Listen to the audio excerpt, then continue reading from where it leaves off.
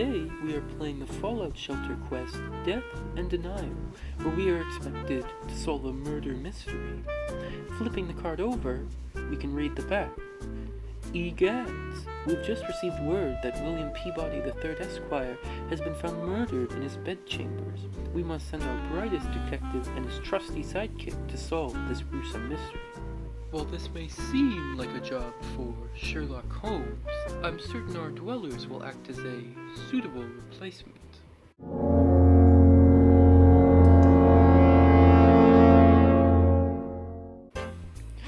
Loading in, we can see both Old Longfellow and Eulogy Jones standing right outside. Looking at the quest log, we can see the main thing is to solve the murder of William Peabody. Heading into the first room, we can watch as our dwellers reveal. Strange, it was sunny before we walked in, and now it's dark outside with rolling thunder in the distance. Very ominous indeed. I hope it's not alluding to something we may discover later. In the room, we found a single box with a toy car inside, and with that, we can move into the next. I say, we were beginning to worry. I'm Reginald, the head butler. It happened right after the host and guests had retired for the night. They're waiting for you to question them in the adjacent chambers. Not so fast, we can say. Where were you on the night of the murder? Eating cram in the boudoir. I still have the tins if you want to see them. So, interesting alibi. We can take a stim pack and head into the next room. Inside, we just find some rad roaches. This manor has seen better times, Eulogy Jones says as they initiate combat. Eulogy's armed with a dragon's maw, while Old Longfellow has an MIRV. So, we should be able to make very quick work of these rad roaches. After all, AoE attacks are invaluable in this game. When they're all dead, we can see we have two things to loot. In one we find some caps, and in the other a 10mm pistol. And with that, we've fully explored the first level. Heading up to the next, through an elevator shaft, we find a double room. In this room, you can't keep us cooped up in here, you know. We have rights. I'm Rad Murphy, rich but vulgar industrialist, and this is my trophy wife, Priscilla. We haven't done anything wrong. We certainly didn't kill anyone. Not since we got here, anyway. Being a good detective, we can ask, what were you doing when Mr. Peabody was murdered? Coincidentally enough, trying to find clever ways to murder Mr. Peabody. So, this alibi isn't as solid as the butler's, it seems, but let's continue on. We still have more suspects to question, after all. You just can't get good help these days, says Eulogy Jones, as we encounter some mole rats. These are obviously going to be a bit tougher than the rad roaches, but should pose no real problem once again. We've dealt with our fair share of these guys throughout our travels in the wasteland. There we are. When the combat's over, we can loot the two crates. In one we find a weapon plant, and in the other an alarm clock, and then moving on. Hello, this is Lady Elizabeth Worthington, and I'm her attendant Agatha. Alas, the lady can't hear too well, so you'll have to direct your questions to me. The lady deeply respects Mr. Peabody, whom she's known for years. She won't even hold a grudge for the fact he basically ruined her family. We can ask the attendant, what were you doing at the time of the murder? Resuscitating Lady Worthington after she tried to nibble on a blueberry scone. So, I don't see any crumbs around, so there's no way to really prove this alibi, but it seems Mr. Peabody has really done good work to piss quite a few powerful people off.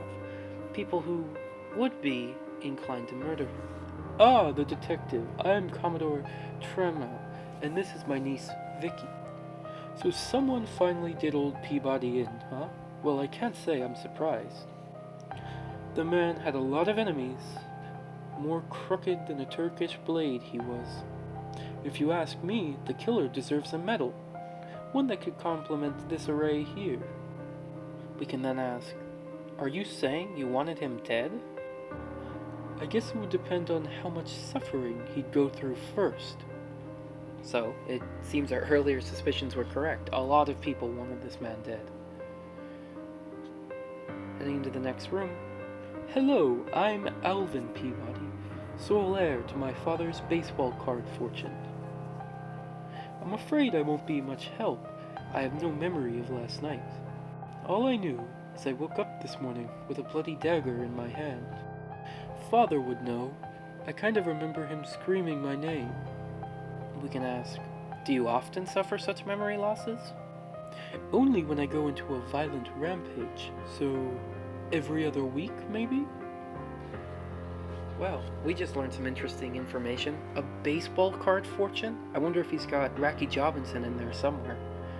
In the last room, we find a glowing radroach, but it immediately dies to our dragon's maw, leaving behind its little brood for us to just wipe out with our MIRV.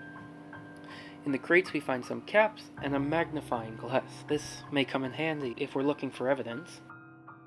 In the last room, so, did you find out who did it? Was it the jealous industrialist or the ruined matriarch? Perhaps it was the retired soldier or Peabody's psychotic son. Please tell us, we all took bets. So, looking over these options, we'll pick...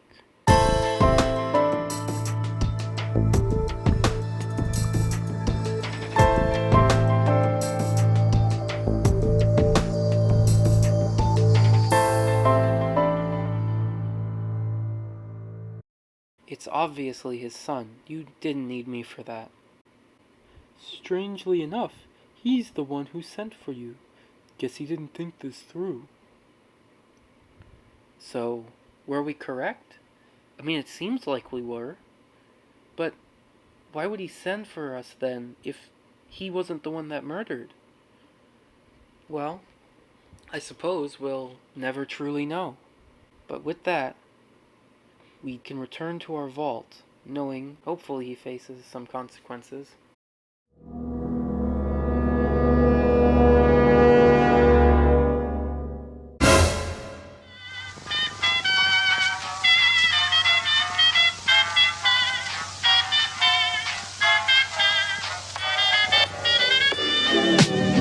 I'm flying high, but I've got a feeling I'm falling for nobody else but you.